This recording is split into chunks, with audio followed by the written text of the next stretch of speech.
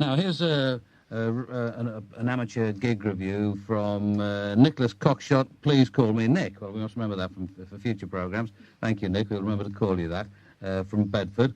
And it's a review of this week's cultural outing, he says, to Paul's mum's front room record night at the Cube Club, Bull & Gate, Kentish Town, London. It does sound like an interesting evening, actually. I've skimmed through it already.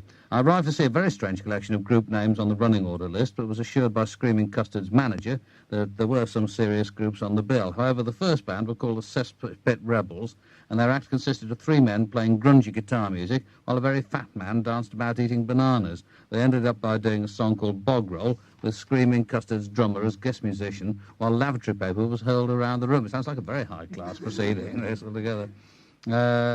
Next were Ooh No Matron, who had the same line-up as I Ludicrous, but not as good. They were, I was assured, one of the serious bands of the night. Next came the high point of the evening when Screaming Custard did their set, it being the longest and best set I've seen them do so far. They even dedicated their song Devoted Fan to me, as I've been to almost all of their gigs over the last month. Tonight they proved they're a band not to be missed and should be rewarded with some success in the near future.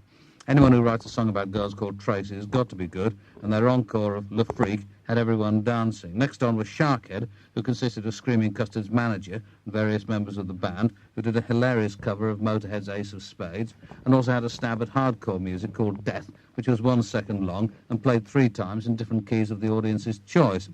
Next came 4 strange girls called Doris, and Myrtle, who sung one song called Pink Handbag twice, and then went off. The night ended with a set from Dalek Beach Party, who did cover versions of TV themes like the Sweeney, while their singer was dressed in his dressing gown and slippers, apparently because they were the oldest group on the bill.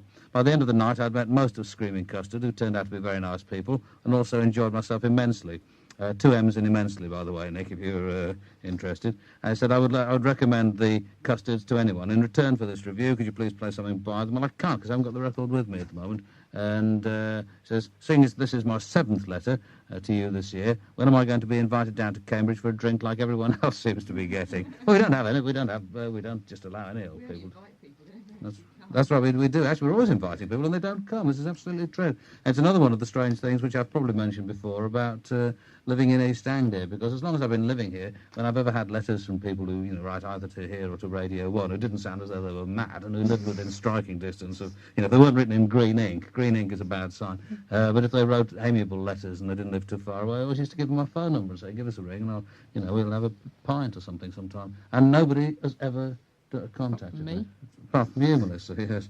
So perhaps that's the reason I don't do it any longer. This is Drudge.